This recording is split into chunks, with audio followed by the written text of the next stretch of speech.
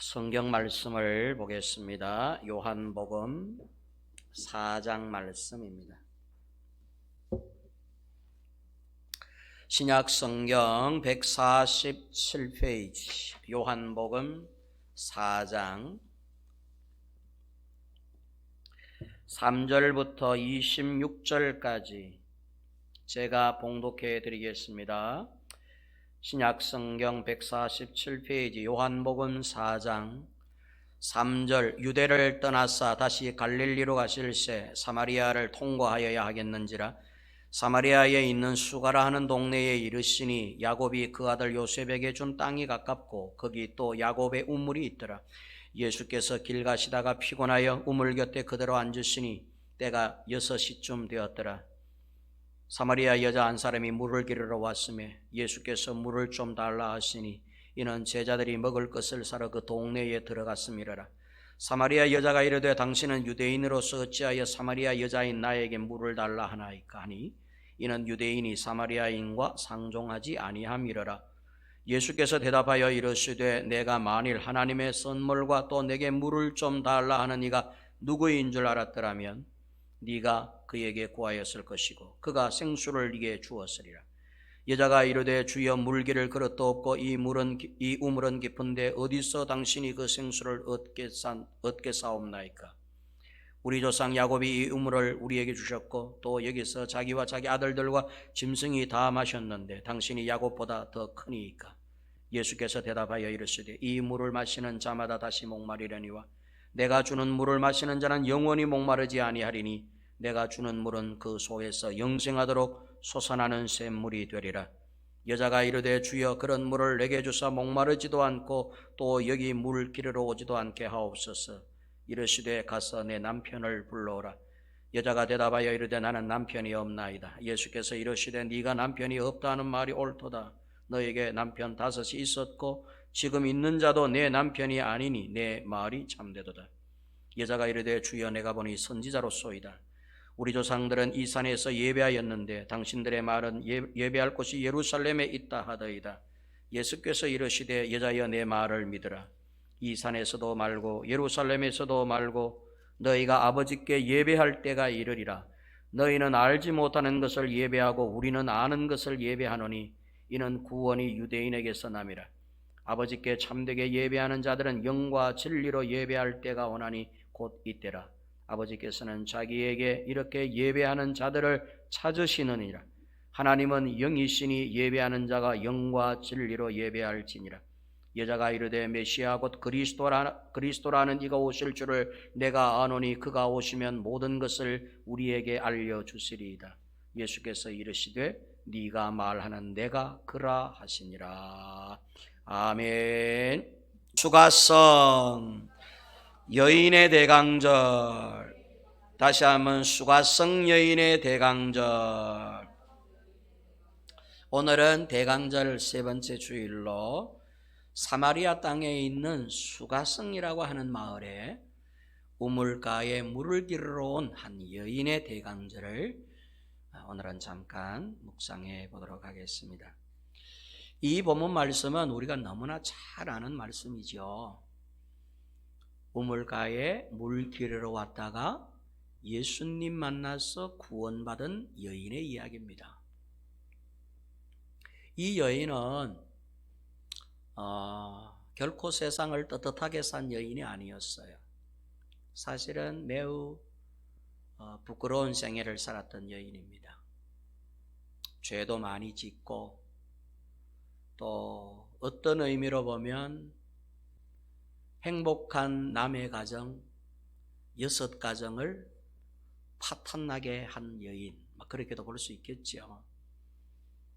6명의 남편을 두고 헤어졌었으니까 5명의 남편을 헤어지고 이제 6번째 남자와 살고 있으니까 이 남자분들이 총각이었으면 참 좋겠는데 또 그중에는 유부남도 있었지 않겠습니까? 유부남이 있었다면 가정은 파탄이 나는 거지요. 그래서 이 여자는 남편 6명을 두었지만 행복해하지 못하고 불행한 인생을 살아가던 여인입니다. 그 단면적 예로 오늘 물 기르러 온 시간대가 낮 12시예요. 성경에는 6시쯤 되었더라 이렇게 기록하는데 유대인의 6시는 우리나라로 치면 12시를 말해요. 낮 12시. 낮 12시는 이 팔레스틴 지역에서는 가장 더운 때라 그럽니다. 낮 12시에서 3시 정도까지는 가장 무더운 시간이라고 그래요. 그래서 일반인들이라면 이런 정상적인 생활을 하는 분들이라면 결코 낮 12시에 물을 기르러 오지는 않아요. 왜? 가장 뜨거울 때니까. 물 기르는 곳이 뭐 집에서 가까운 데 있으면은 금방 쫓아가서 물을 길러 올 수 있겠지만 이 아마 야곱의 우물은 마을로부터 조금 떨어진 곳에 있었던 것 같아요. 그러니까 적어도 여기 우물가로 물을 길러려면 집에서부터 조금은 걸어 나와서 물을 길러야만 되죠. 그러니까 낮 12시는 가능하면 너무 뜨거워서 피하는 거예요. 그래서 선선한 3시 이후 늦 5시쯤이나 이럴 때 이제 마을 사람들은 정상적인 가정생활을 하는 사람들은 그 시간에 나와서 물을 이제 깃습니다. 그런데 이 여인이 다른 사람들이 물 기르러 오지 않는 시간대, 그때 물을 기르러 왔어요. 낮 12시에 말이죠. 태양의 빛이 가장 강렬할 때. 사람들이 없으니까. 이 시간에 가면 사람들을 만나지 않으니까.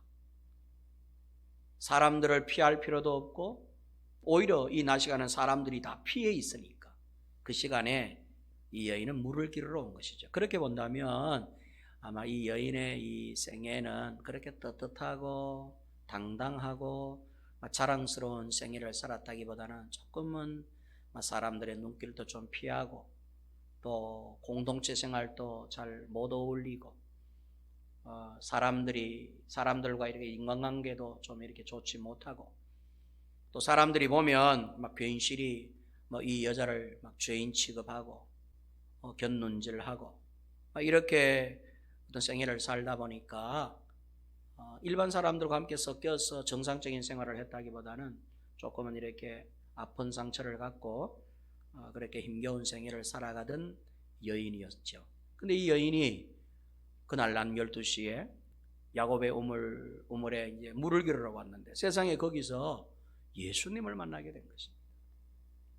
예수님은 다른 곳에 복음을 전하시다가 이렇게 점심때도 됐고 또 목도 마르고 이렇게 해서 제자들은 마을로 보내어 음식을 마련하게 보내고 예수님은 야곱의 우물 곁에 있겠다 해서 물을 이제 마시러 우물 곁에 갔다가 이제 여인을 만난 것입니다. 물론 우연한 만남은 아니었겠죠. 예수님은 아마 알고 계셨을 거예요. 지금쯤 가면 물 기르러 나오는 한 여인이 있을 것이다. 수가성에 사는 죄 많은 여인, 이 여인을 만나기 위해서 예수님은 아마 그 시간대를 이용해서 아마 이 우물 곁으로 가셨을 것입니다. 그렇게 해서 이 만남은 우연의 만남이라기보다는 하나님 쪽에서는 계획해 놓은 만남, 하나님 쪽에서는 미리 마련해 놓은 그런 만남이었죠. 근데 여인은 그걸 모르잖아요. 그래서 여인은 목이 타니까 자기 또 집에 또 이 물통에 물이 다 떨어졌으니까 그날 또 물을 기르러 이제 낮 12시에 나온 것입니다. 그래서 예수님 만나서 진짜 신세곤친 여자가 됩니다. 결과는 우리가 너무나 잘 알고 있습니다. 어쩌면 여러분 우리 인생들도 마찬가지라고 볼 수 있어요. 우리는 여러분 이렇게 보셔야 돼요. 봐요. 성경을 읽을 때에는 성경에 기록된 인물들을 이해하면 안 돼요. 그 인물들이 곧 나라하고 이해를 하고 봐야 돼요. 성경은 하나님이 내게 하시는 말씀이지 누군가에게 하신 말씀을 기록해 놓은 책이 아니에요. 이 책은 역사책이 아니에요. 이 책은 현재 내게 말씀하고 계시는 지금 나를 찾고 계시는 하나님의 음성인 거예요. 그래서 성경의 사건들, 성경의 인물들은 그 인물과 그 사건을 통하여 결국 오늘을 살고 있는 우리에게 하나님이 뭔가 메시지를 주고자 이 성경책을 우리 손에 들려서 펼쳐서 보게 하시고 또 말씀을 듣게 하시는 것이죠. 그래서 오늘 여기에 나와 있는, 여기에 기록되어 있는 수가성 사마리아의 이 우물 곁에 있는 이 여인도 2000년 전 그곳에서 예수 만난 한 여인의 이야기를 기록하기 위해서 이 본문을 우리에게 읽게 하는 게 아니에요. 이 여인은 저와 여러분들을 가리키는 거예요. 보세요. 우리들도 죄인들이잖아요. 우리들도 예수님이 아니면 정말 부끄러움 속에, 죄책감 속에 사실은 당당하지 못하게, 떳떳하지 못하게 살아야만 될 그런 인생들이에요. 그런데 예수 만났기 때문에 우리가 이렇게 죄로부터 해방이 되어 의인의 삶을 이 땅에서 누리고 우리가 계시지만, 그러나 우리가 예수님만 안 계셨다면, 오늘 이 여인은 이제 예수님 만나기 전에 이제 여인의 모습이 기록되어 있습니다. 예수님 만나기 전에 이 여인은 그야말로 낮 12시 사람들의 눈길을 피하고 사람들과 맞닥뜨릴 수 없는 그런 부끄러운 모습으로 나올 수밖에 없는 이런 어떤 상황의 여인처럼 저와 여러분들이 곧 죄인의 모습이다, 그런 이야기입니다. 이 여인이 예수님 만나서 부끄러운 인생을 사는 게 아니라, 더 이상 예수님을 만남으로 인하여 사람을 피하는 인생을 사는 게 아니라, 뒤에 끝자리가 우리가 알겠지만은 이 여인은 이제는 떳떳하고 당당한 삶을 살아가는 것을 보게 됩니다. 물을 받으러 온 물 항아리를 버려두고 마을로 쫓아가 사람들을 막 깨워요. 이 시간에 아마 낮잠 자는 분들도 많았을 거예요. 유대인들은 워낙 더운 날씨라서 이 낮 12시부터 오후 3시까지는 서늘한 이런 그늘에서 아마 한숨 붙이는 이런 분들도, 한숨 자는 분들이 많았어요. 그러니까 사람들을 깨웠어요. 사람들을 피했던 여인이 사람들을 막 깨우면서 내가 메시아를 만났다 하면서 사람들에게 가서 복음을 전하는, 이 여인이 만난 사람으로 오신 메시아를, 하나님을 증거하는 장면을 우리가 보게 돼요. 이 말씀은 이 우물을 기준으로, 우물가에 예수님을 만남을 기준으로 해서 만남 이전에는 부끄러운 인생, 죄인의 인생을 살았지만 예수님을 만난 이후에는 증거하는 인생, 당당한 인생, 모든 사람 앞에 드러내는 인생, 떳떳한 인생을 살게 된다는, 물이 변하여 포도주가 되듯이 허들의 물을 변하여 신선한 기쁨을 주는 포도주가 되는 새로운 인생이 된다라고 하는, 예수 만나면 그렇게 된다라고 하는 메시지를 안고 있는 것이죠. 그러니까 저와 여러분들은 다 이 여인의 이 예수님 만나기 이전에 이 우물가에 있는 여인의 입장이었어요. 그런데 다행히도 우리는 예수님을 만나서 이제는 새로운 인생을 살아가는 이제 성도가 되어서 천만 다행입니다만은, 감사한 일입니다만은, 이 세상은 아직까지도 예수님 만나기 이전 이 우물가의 여인의 입장에 있습니다. 여인이 가진 게 아무것도 없었어. 이 여인은 가진 게 아무것도 없었어. 이 여인만 그럴까요? 여러분 한번 곰곰이 생각해 보아야 될 부분이 바로 이 부분이에요. 만약에 우리가 예수를 만나지 않았다면 우리는 뭐 가진 게 있나? 목사님 남편을 가졌고요, 아내를 가졌고요, 저는 자식을 가졌고요, 저는 가정을 가졌고요, 아파트도 한 채 가졌고요, 저 가진 게 많아요. 직업도 가졌고요, 꿈과 소원도 성취하여 그것도 가졌고요. 제가 왜 가진 게 없어요? 저는 권세도 가졌고요, 재물도 가졌고요, 가정도 가졌고요. 저는 가진 게 많아요. 정말 그럴까요? 성경은 어떻게 말하는가 하면 너희는 가진 게 아무것도 없어. 오늘 성경 본문을 통해서 이제 그걸 가르쳐줘요. 실상은 가진 게 예수가 없다면은, 예수님을 우리가 가지지 못했다면 실상은 이 세상 사람 누구든지 가진 게 아무것도 없는 것입니다. 여러분, 전두환 전 대통령은 5공화국 시절 말 한마디만 하면 날아가는 새도 떨어진다고 할 만큼 지금 문재인 대통령의 권세 아무것도 아니었어요. 당시 저희들은 5공화국, 6공화국을 거쳤잖아요. 오공화국 군부 독재 시절 때는, 군부 시절 때에는 전두환 대통령의 말 한마디면 나라 전체가 술렁거려서 움직였어요. 지금 또 그런 분위기입니다만은, 그런데 보세요. 지금은 어떻게 되셨나요? 저 스슬 시퍼런 전두환 대통령의 권세는 땅에 떨어져. 얼마 전에 재판 받으실 때 침뱉음을 당하고 계란 세례를 맞으시고 이제는 80이 넘는 90에 가까운 고령이 되어 힘이 하나도 없어. 당시 젊은 시절 대통령이 있었을 때에는 그야말로 막 대한민국 전체를 손에 쥐고 주물럭주물럭 했던 어르신인데 지금은 권세가 떨어지니 아무것도 안 해요. 추풍낙엽과 같은 처지예요. 힘이 하나도 없어. 말빨도 안 먹혀요. 그럼 지금 현재 권세를 잡고 계신 문재인 대통령은 어떨까요? 저분이 지금은요 저렇게 권세 있게 말 한마디 하면 나라 전체가 술렁술렁하고 국민들을 쥐었다가 놨다가 하지만은 저분의 권세도 떨어지면 그 인생은 종국에 그렇게 될 것입니다. 누구나 다 그래요. 박근혜 대통령 굉장한 권세를 갖고 있는 여인이었어요. 지금은 보세요. 그의 권세가 땅에 떨어지니 감옥에서 지내고 계세요. 이명박 대통령은 또 어떻고? 성도 여러분, 우리가 가진 게 뭐가 있어요? 얼마 전에 여러분 삼성그룹의 회장님이셨던 어르신이 돌아가셨어요. 78세로 돌아가셨죠. 돈 그렇게 많아도 하나님이 정해놓으신 80을 못 살더라고. 10년 동안 병상에 누워서 지내셨어요. 돈이 어마어마하게 많은데도 불구하고 그 돈이 그의 병을 치료를 못해.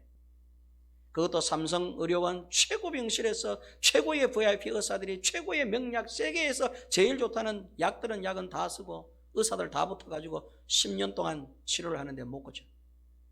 결국 여러분 그 어른이 어떻게 돼요? 10년 동안 병상에 누워 계시다가 78세로 돌아가셨어요.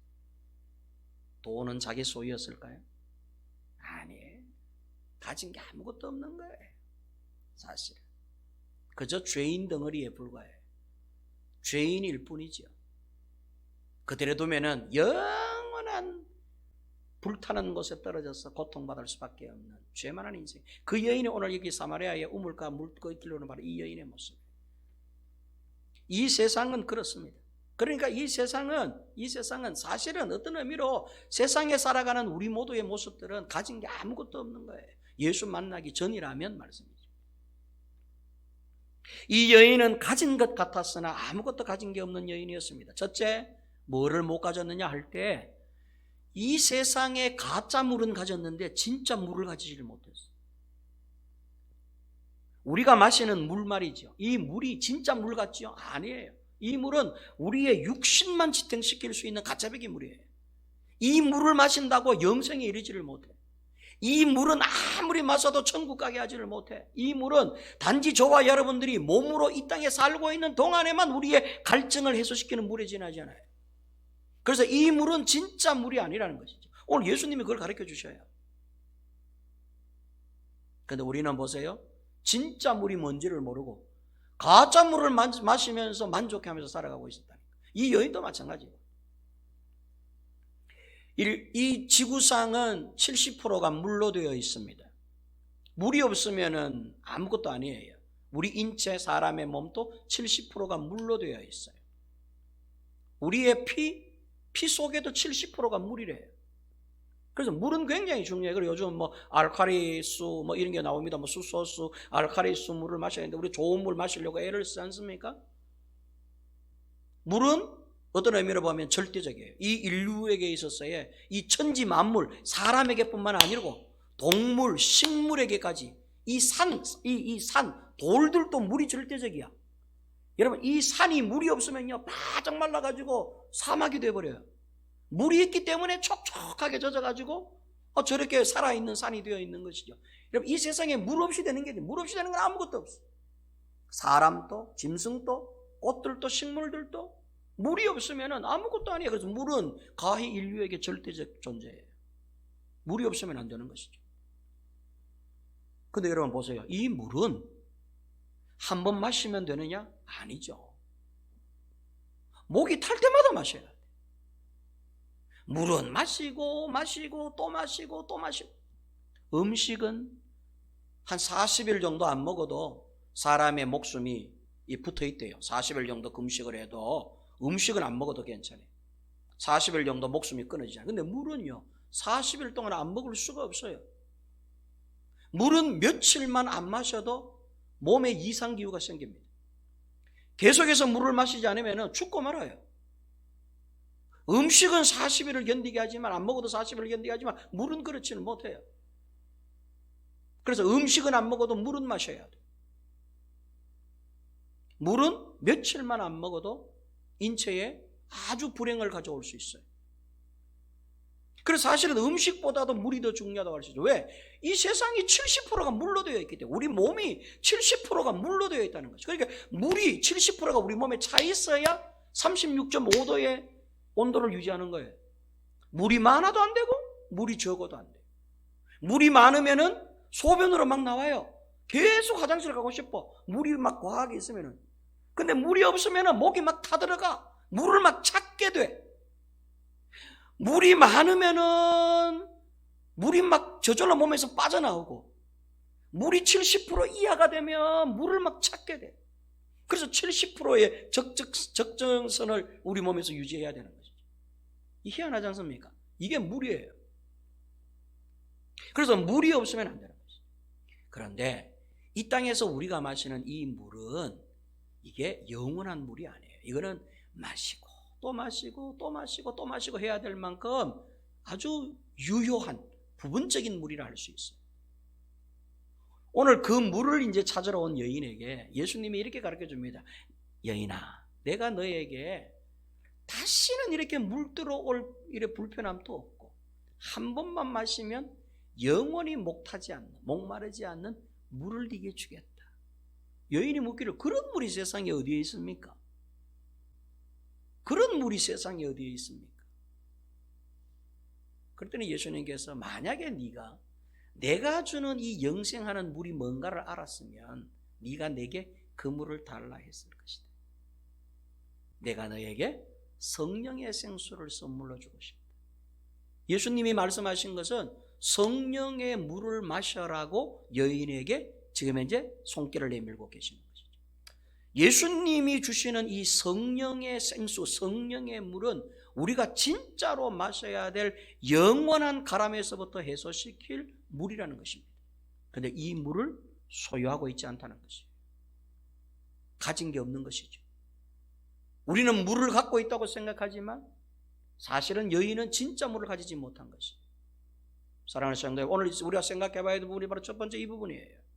나는 그러면 정말로 성령의 물을 내가 마시고 있는지, 나는 영원히 가라지 않고 영생할 수 있는 물, 예수님이 주시는, 곧 예수님이신 이 성령의 생수를 나는 마시고 있는지를, 이 물을 내가 갖고 있는지를 한번 생각해 봐요.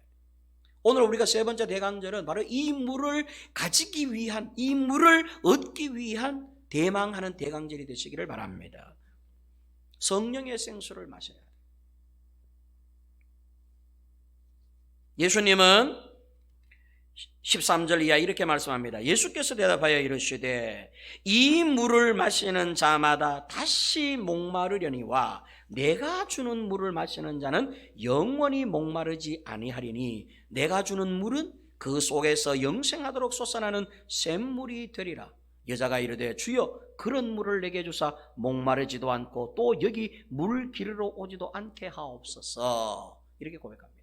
예수님이 말씀하시는 것은 영생하도록 솟아나는 샘물, 예수님이 너희에게 영원히 마르지 아니할 물을 주겠다. 이 물은 곧 성령의 생수를 말하는 거예요. 내가 너에게 성령을 주겠다. 성령은 어떻게 얻습니까? 성령의 물은 어떻게 가질 수 있나요? 그것은 곧 예수를 영접하고 믿고 받아들임으로 성령의 생수를 얻을 수 있어요. 예수님이 곧 성령의 생수가 되시기 때문이시죠.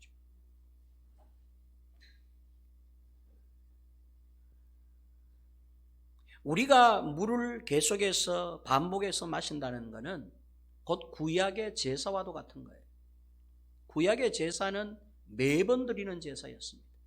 한 번 드리고 끝내는 제사가 아니었어요. 매년마다 사람들이 지은 죄를 제물에다가 이양해서 그 제물을 잡아서 제사를 드리는 이런 제사는 매년 들어. 이것은 매번 마셔야 되는 물과 같이 매번 들어야만 자기의 죄가 속량함을 받는다는 의미를 말합니다. 그런데 보세요. 예수님이 오셔서 예수님은 한 번 제사로 다시는 이런 두 번, 세 번 반복해서 드릴 제사를 드리지 말고 이 한 번의 제사로 너희는 영원한 제사, 영원한 죄사함을 받는다라고 하는 제사를 우리에게 보여주셔요. 그게 십자가의 제사예요.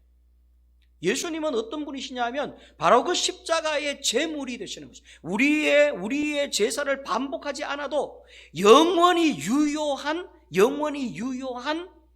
제사의 제물이 곧 예수님이신 거예요. 그러므로 예수님은 세상 죄를 지고 가는 마지막 양인 동시의 전부예요. 그러니까 예수님은 우리가 믿어야 될 분이시고 예수님은 우리가 마셔야 될 영원한 생수가 되시는 것이죠. 여인에게 지금 예수님은 당신 자신을 소개하고 있는 것입니다. 나를 믿어야 가라지 않아. 아멘입니까? 너희가 진짜로 나를 믿으면 가라지 않을 것이다. 목마르지 않아야 할 것이다. 인생의 목마름들이 있잖아요.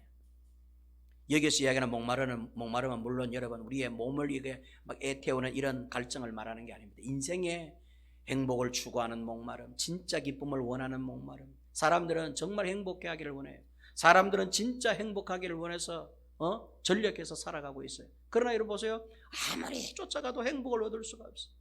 돈 많은 곳에 행복이 있는가 싶어서 돈 많은 곳에 가보면 거기도 행복이 없고, 권력이 있는 곳에 행복이 있는가 싶어서 권력과 권세를 손에 쥐어보지만 거기에도 행복이 없고, 우리 가정에 행복이 있는가 싶어가지고 가족들을 돌보지만 거기도 행복이 없어요.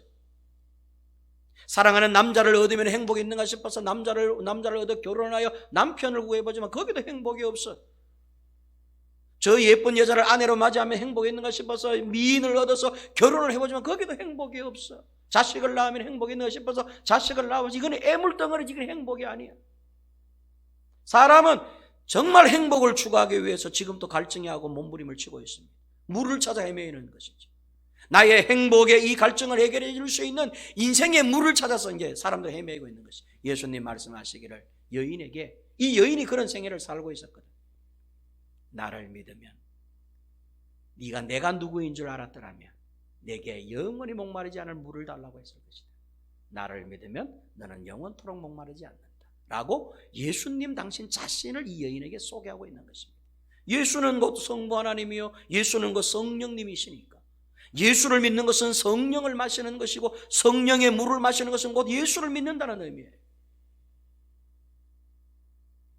나중에 여러분 결과를 알지 않습니까? 여인은 물동이를 버려두고 마을로 쫓아가서 내가 갈증을 해소했다라고 고함을 치고 있습니다. 메시아를 만났다, 나는 행복을 얻었다라고 소리를 치고 있어. 우물가에서 무슨 일이 벌어졌길래? 아무 일도 없었어요.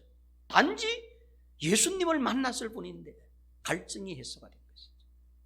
사랑하는 성도 여러분, 이 갈증이 여러분들에게도 해소가 되기를 주의 이름으로 축원합니다. 이 갈증 해소의 물이 여러분들에게도 있기를 주의 이름으로 축원합니다. 예수 믿고 영접하시면 성령님 내 안에 오셔서 그 성령의 생수를 우리가 마시면 우리의 영적인 가람은 해소가 되는데, 이 정신적인 가람, 이 우울감, 이것도 해소가 되는데 이 성령의 물을 안 마시니까 우울감이 들고 우울증에 빠져서 자살하기도 하고 하는 거예요. 왜 사람들이 정신 이상에 빠지느냐? 그 속에 예수의 영이 없어서 그래요. 마귀의 영은 귀신 들리게 하는 거고 미치게 만드는 거예요. 2,000마리가 넘는 마귀떼가 들렸던 여러분 거라사 지방의 한 청년을 한번 보세요. 그 청년 속에는 귀신이 득실득실했어요. 그랬더니 어떻게 된? 정신 이상자가 되어 있어요. 미쳐 있었어요, 세상에. 제정신으로 살지 못했어요. 예수님이 오셔서 그 귀신을 그 속에서부터 쫓아내어 주시니 그가 정상인이 돼요. 왜 사람들이 정신 이상자가 되고, 왜 사람들이 미치광이가 되고, 왜 사람들이 우울증이 걸려서 자살하기도 하느냐? 간단해. 그 속에 예수의 영이 없어. 진짜 그들의 가람을 해소시켜 줄 수 있는 예수물, 성령의 생수를 마시지 못해서 그래. 성령의 물을 마시지 못하니까 다른 데 물을 찾아서 막 다니는 거야. 공부 열심히 하면은 거기에 뭐 가람이 있는 줄 알고 그 물을 찾아서 가보지만 없어. 열심히 공부해서 좋은 대학에 가고 출세하면 거기에 나의 행복의 이 갈증함을 이거 해소할 수 있는 것이 있는가 쫓아서 가보지만 거기도 없어. 한번 가보세요, 있는가? 제가 여러분에게 책을 한 권 소개해 드릴게요. 꽃들에게 희망일이라고 하는 책이 있어요. 꽃들에게 희망을이라고 하는 책을 아마 읽으신 분들도 계시겠죠. 꽃들에게 희망을이라고 하는 책이 있어요. 이건 일반 서점에 가면 있습니다. 책을 한번 꼭 한번 읽어보세요. 한 마리의 애벌레가 행복을 찾아서 어떻게 살아가는가를 갖다 이 현대인이 빗대어서 비꼬아서 해놓은 책이에요. 그 책은 그림으로 되어 있는 책인데 아주 간단한 책이에요. 읽어보면 아마 생각에 잠기실 거예요. 우리가 그렇게 살아가고 있고, 이 여인은 성령의 물을 마시지 못했고 예수 물을 마시지 못했으니 세상의 물 아무리 마셔봐도 그 진짜 물이 아닌데 그 물은 그 우리의 육신의 이 물의 이 몸의 이 갈증만 해소해 줄 뿐 우리 속 사람 우리의 영혼을 가라게 하지는 못하는데, 우리 만족함을 주지는 못하는데, 결국 예수님은 이 여인에게 물을 가지지 못한 상태를 아시고 그녀에게 진짜 물을 가질 수 있도록 소개해 주시는 것을 보게 됩니다. 두 번째, 여러분, 이 여인이 가지지 못한 것은 남편을 가지지 못했어요. 여인은 남편을 6명이나 바꿔가면서 살던 여인이었습니다. 여인은 남자를 얻으면 행복해질 줄 알았어요. 그래서 남자를 6명이나 바꿔가면서 이렇게 살아보았어요. 근데 만족함이 없었어요. 아니야 다를까 6번째 남자와 살고 있는 지금 이 상황에서도 너무나 갈증이 나서 물을 기르러 왔다는 것이죠. 왜 예수님께서 이 여인에게 느닷없이 남편을 데리고 오너라 이렇게 말했을까? 역시 갈증을 지적해 주시는 거예요. 사람들은 좋은 남자, 멋있는 신랑, 출세한 남편 만나면 행복해질 줄 알아요. 그런 남자 안 만나봐서 모르겠죠. 우리가 드라마를 보면 여러분, 멋있는 남자, 돈 많은 남자, 권세 있는 남자, 썩 괜찮은 인물 좋은 남자 만나서 살아가는 사람들이 여전히 불행을 느끼고 그 불행을 다루는 드라마들을 우리가 자주 보게 됩니다. 부유함 속에 살지만은 거기도 다툼이 있고 싸움이 있고 시기가 있고 질투가 있고 분쟁이 있고, 이 여인은 좋은 남자를 만나면은 인생의 갈증을 해소할 줄 알았어요. 그래서 남자를 5번이나 바꾸고 지금 6번째 자기의 인생을 맡기고 살아가는 여인이었어요. 남편을 데리고 오너라 이랬더니 여자가 저는 남편이 없나이다 이렇게 고백해요. 근데 예수님이 보세요. 그 여인을 훤하게 알고 계셨어요. 그녀가 어떤 인생을 살았는지. 여자가 고백한 것이 아니라 예수님께서 가르쳐 주셔요. 네 말이 맞다. 지금 너와 함께 살고 있는 이 6번째 남자도 네 남편이 아니니 네가 남편이 없다는 말이 옳다. 어떻게 하셨을까요? 예수님이 이 여인을 미리 호구조사해서 이 여인이 어떤 인물인가 갖다 SNS 찾아가지고 정보를 캐서 그렇게 해서 이 여인을 만났을까요? 그게 아닐 텐데. 그날 여인과 예수님은 처음 만나는 미팅이에요. 미팅의 시간이에요. 그런데 예수님은 여인을 훤하게 알고 있었어요. 이 여인이 얼마나 갈증에 이렇게 시달리고 있는 걸 알고 있어요. 이 갈증에 시달리고 있는 것이 이 인류를 가르쳐 주고 있는 것이, 이 인생 모두를 가르쳐 주고 있는 거예요. 우리 인생은 남편 만나도, 여러분 보세요. 남자는 또 좋은 여자를 만나도 행복이 없다는 거예요. 여전히 가랄 수밖에 없다는 걸 이제 빗대어서 보여주는 내용이에요. 예수님은 이 여인에게 내가 너의 남편이 되어주겠다라고 말씀하고 있어요. 넌 어떤 남자를 만나야 되는 줄 아냐? 넌 어떤 남편을 만나야 되는 줄 아니? 나를 네 남편으로 맞아라. 내가 너의 신랑이 되어주겠다는 것이죠. 성경은 곳곳에서 예수님은 우리 신랑, 우리는 예수님의 신부라고 하는 표현을 자주 씁니다. 그는 우리의 신랑이시요 우리는 그의 신부로다. 저와 여러분들은 다 주님의 신부예요. 예수님만이 우리의 신랑 되시는 것이죠. 미련한 처소와 처녀 5과 지혜로운 처녀 5의 비유를 우리가 잘 알고 계십니다. 신랑을 맞이하는 지혜로운 여인 5명과 미련한 여인 5명이에요. 여러분, 신랑은 누구시냐 하면 예수님이 저와 여러분들의 신랑이 되시는 것이죠. 이상진 목사가 우리 배신영 씨의 남편이지만 이건 유괴 남편이지 진짜 남편이 아니에요. 보세요. 남편인 제가 제 아내인 배신영 씨의 행복을 온전히 만족해 주시지 못해요. 여러분이 지금 현재 같이 살고 계시는 여러분의 남편이 여러분들의 이 행복의 갈증을 해소시켜 줄 수 있느냐? 못해요.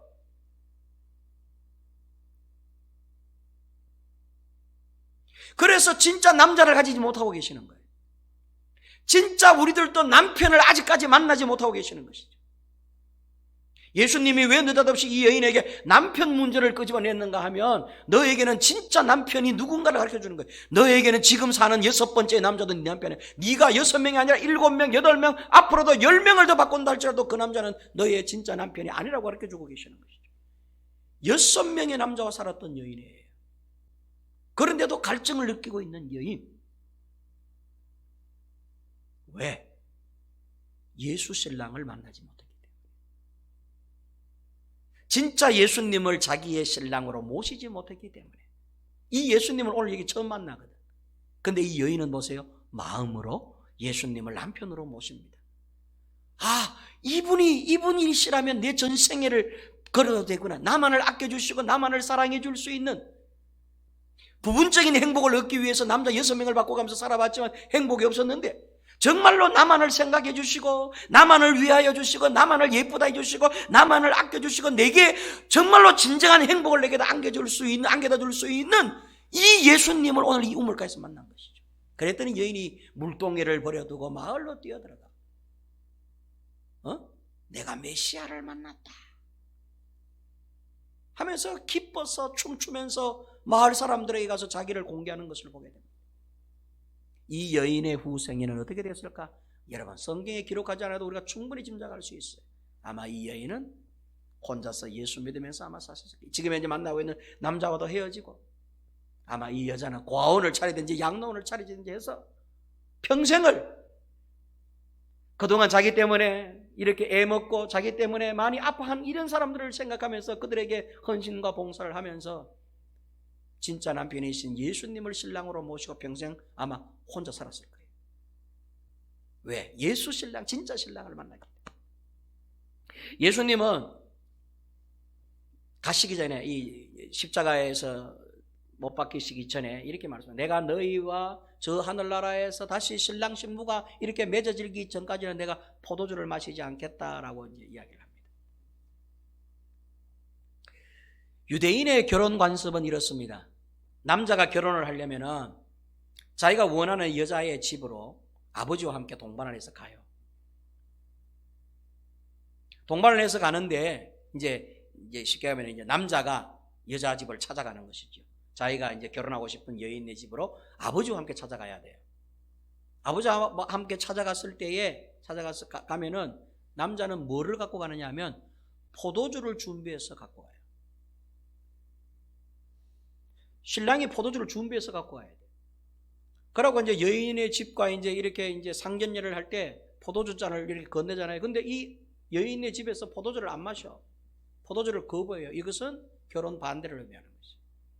근데 신랑이 건네주는 포도주를 갖다가 여인의 부모님들이 그 포도주를 받아서 마시면은 두 사람의 결혼이 이제 이루어지는 거예요.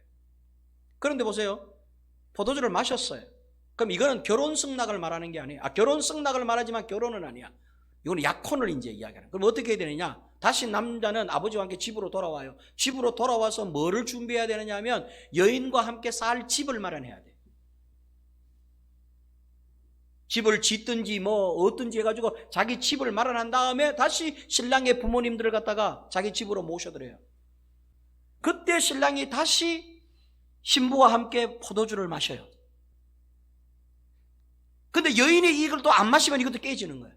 근데 이 포도주는 집을 다 마련한 다음에 혼인 예식을 치르면서 이제 여인과 함께 이제 이렇게 포도주를 기울이게 되는 것이죠.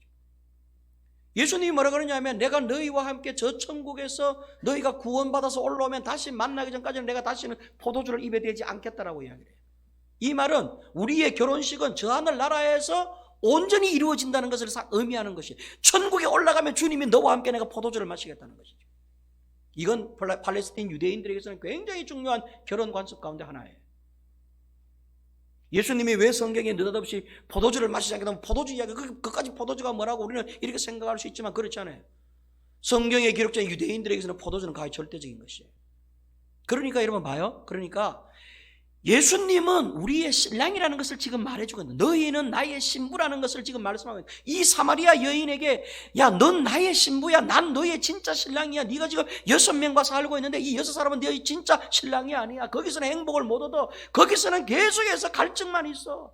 목마름이 있어. 목타는 것이 있어. 아무리 네가 남자를 바꾸어서 살아봐, 네 갈증이 해소되는가? 아니야. 반복해서 또 그 남자는 가짜물이 되고 또 그 남자는 가짜물이 되고 그 남자 진짜 물이 아니라는 걸 가르쳐주는 거야.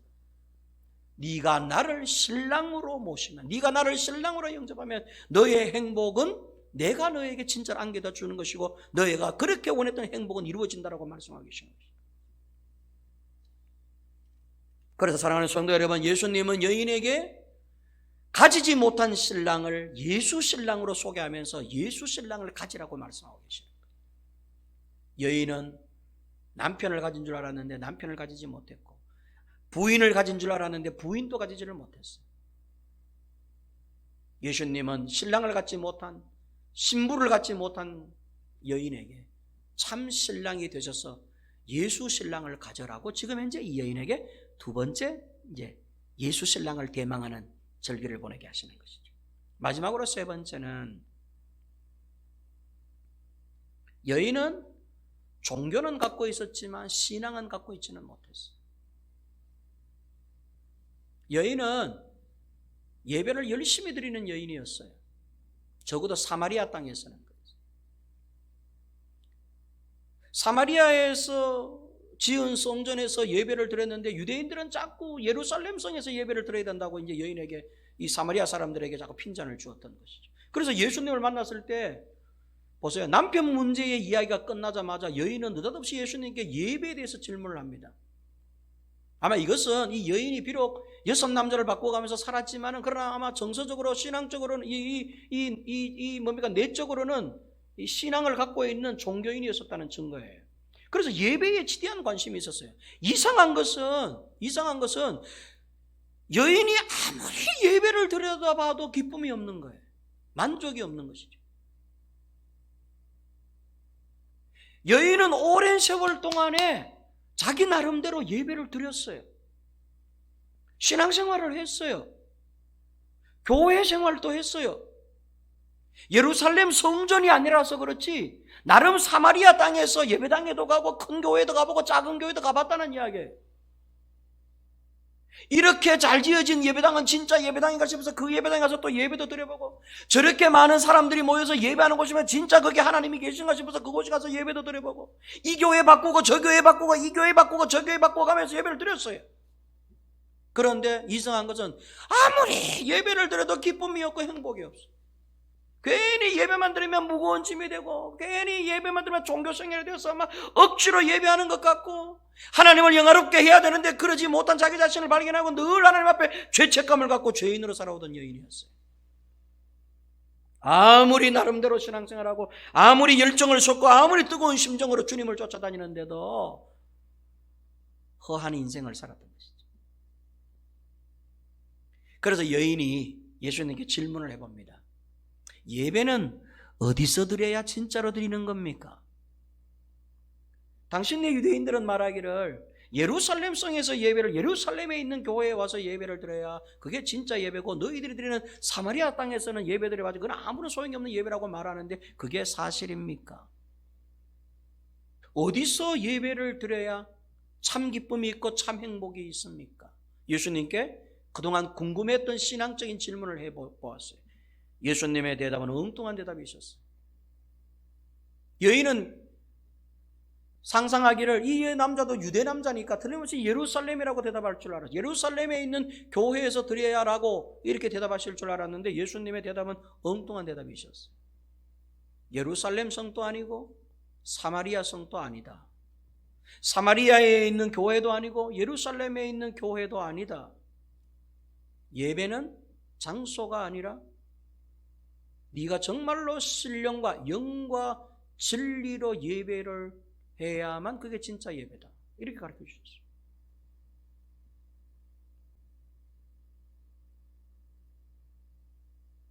여러분 한번 보세요. 이거 우리가 정말로 여러분 심도 있게 되새겨 봐야 될 말씀 아닙니까? 우리는 예배당에 있으면 예배를 드리는 줄 알아요. 예배당에 이렇게 가면은 영상을 보시는 분들도 마찬가지예요. 그러면 집이라고 하는 성전에서 예배 드리면 그게 진짜 예배냐? 그것도 아니에요. 여기 예배당이나 영상 예배를 드리는 여러분들의 가정이나 똑같은 거예요.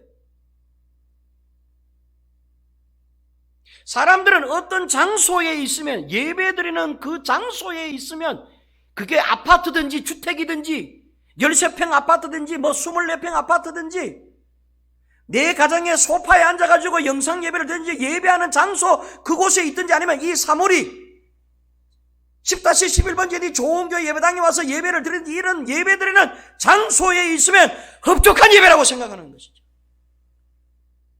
여인도 그렇게 생각하면서 살았어.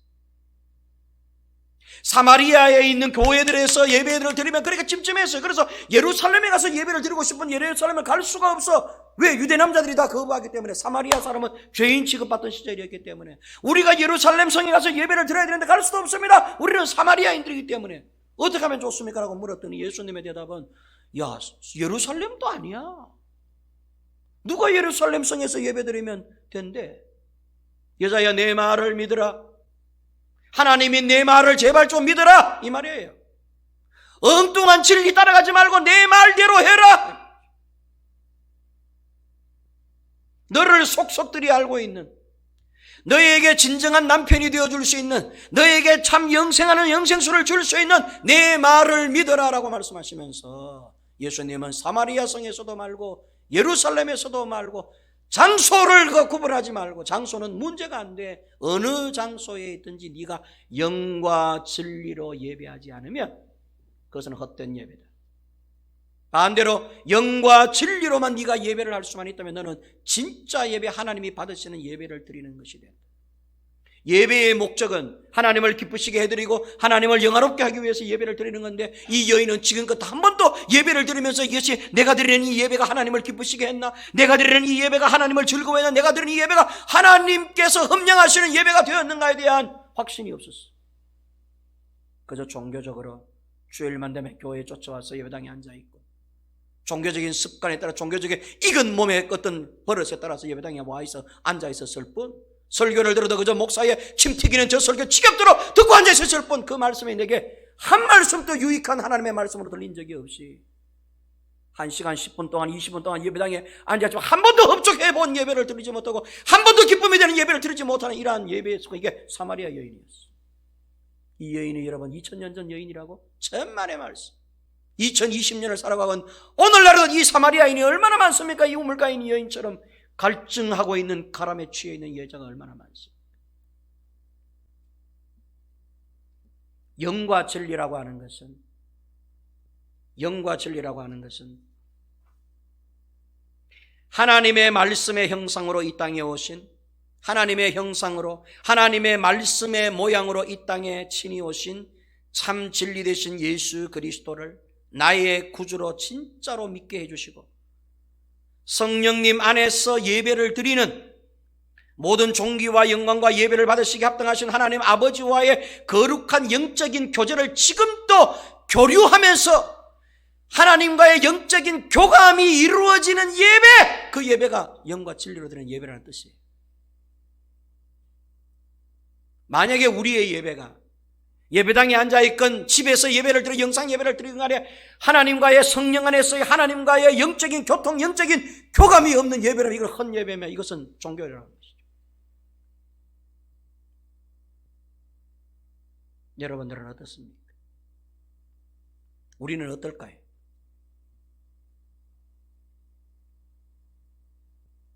그래서 이 여인의 나이가 뭐 40이 됐는지 뭐 50이 됐는지는 모르겠지만 평생을 예배했지만 한 번도 만족한 예배를 드리지 못했던 예배를 드리는데 갈증이 느껴져요. 예배를 드리는데 신앙의 갈증이 이게 늘 남아있는 것이죠. 마침 나를 훤히 들여다보시는 이분이 꼭 메시아이신 것 같은데, 선지자이신 것 같은데, 이분께 마지막 질문을 한번 던져보는 것입니다. 진짜 예배가 무엇입니까? 어떻게 드리는 것이 하나님이 기뻐 받으시는 예배며 정말로 하나님이 흠령하시고 즐거워하시는 예배가 됩니까? 예루살렘 성 저 화려한 예배당에 가서 예배를 드려야 됩니까? 아니면 사마리아에서도 그것이 가능합니까? 예수님의 대답은 사마리아이든 예루살렘이든 작은 교회든 큰 교회든 가리지 말고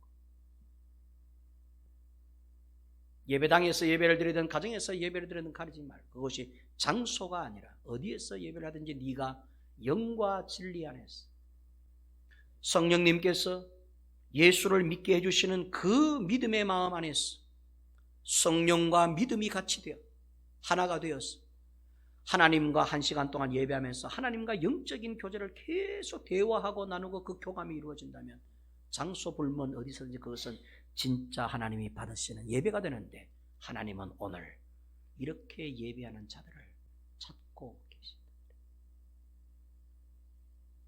예배당에 모여있는 사람을 찾는 게 아니라 예배의 장소에 머물러 있는 자를 찾는 것이 아니라 하나님과 대화하면서 하나님과 눈 마주침을 하면서 하나님과 마음이 오고 가면서 하나님과 계속해서 이 성령 안에서 성령의 물줄기 안에서 하나님의 음성에 귀를 기울이면서 저 말씀이 내게 무슨 유익의 말씀이 될까? 나는 저 말씀을 어떻게 변화하면 좋을까? 저 말씀을 내가 어떻게 실행을 할까? 저 말씀이 나에게 어떤 변화를 줄까? 저 말씀이 나에게 힘이 되는데 나는 저 말씀을 어떻게 소유하며 저 말씀대로 이번 한 주는 어떻게 살까를 계속해서 하나님과 영적인 교감을 나누면서 우리가 예배한다면 이것이 신령과 진정한 예배가 된다는 것이죠.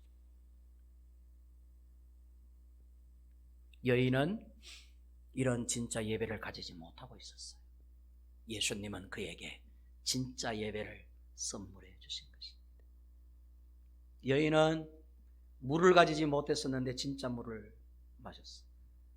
여인은 6명의 남자를 바꿔가면서 남편을 얻어봤지만 진짜 남편을 가지지 못했는데 예수님이 그녀에게 진짜 신랑이 되어주셨어요. 예수님 마지막 세 번째, 그 여인이 올 만족할 수 있는 영육이 만족할 수 있는 그녀에게 예배가 되어주셨어요. 나는 이제 앞으로 예배할 때에 나를 믿는 믿음, 내 안에 있는 이 성령 안에서 네가 예배를 하면 하나님과 너는 영적인 교류를 나누게 될 것이고 그런 예배는 진짜 예배가 된다. 영과 성령이거든요. 진리, 하나님의 말씀이거든요. 영과 말씀이신 분 누굽니까? 예수십니다. 아멘입니까? 그 예수님 안에서 그 예수님을 생각하고 그 예수님을 바라보고 그 예수님을 기대하면서 우리가 찬양대 여기 찬양을 하는데 찬양대가 찬양할 때 노래 잘하려고 찬양하면 안 돼. 찬양대가 찬양할 때 예수님을 생각하면서 찬양해요. 그러면 그건 진짜 찬양이 되는 거죠. 찬송을 부를 때 자기 노래 실력을 생각하면서 노래 잘하려고 찬양하는 이게 찬양이 아니에요. 찬양은 그분을 생각하면서 부르는 게 찬양이에요. 예배는 그분을 생각하고 그분께 집중하면서 드리는 예배가 진짜 예배예요. 소파에 앉아서 예배를 드리든지 예배당 여기에서 앉아서 예배를 드리든지 주님의 음성에 귀를 기울이면서 어떻게 하면 주님과 내 마음을 합할 수 있을까? 어떻게 하면 주님의 눈에 내 눈을 맞출 수 있을까? 주님의 마음에 내 마음을 맞추고 주님이 가시는 걸음에 내 걸음을 맞출 수 있을까? 어떻게 하면 내가 주님의 뜻에 순종하며 살 수 있을까? 이번 한 주간 어떻게 하면 주님이 주시는 힘으로 이 코로나를 이기면 내게 주어진 이 험악한 세상 상황을 이겨나갈 수 있을까? 주님을 기대하고 갈망하면서 살아가는 이게 여러분 갈증 해소이며 이것이 신랑을 모시는 것이며 이것이 바로 진짜 신령과 진정으로 예배하는 것이라는 것입니다. 믿으시면 아멘.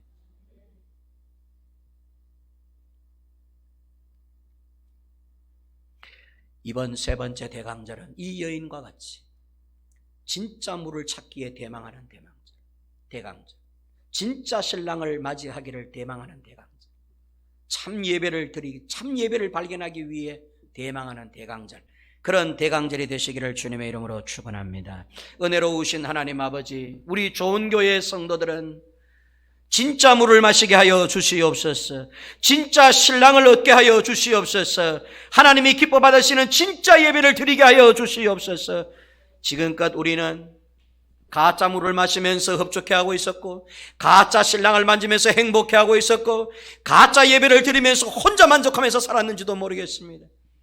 여인에게 주님께서는 진짜 물을 마셔야 돼. 너는 진짜 신랑인 예수를 만나야 돼. 너는 진짜 예수 안에서 예배를 해야 돼 라고 주님께서는 여인에게 이 세 가지의 복음을 제시해 주셨습니다.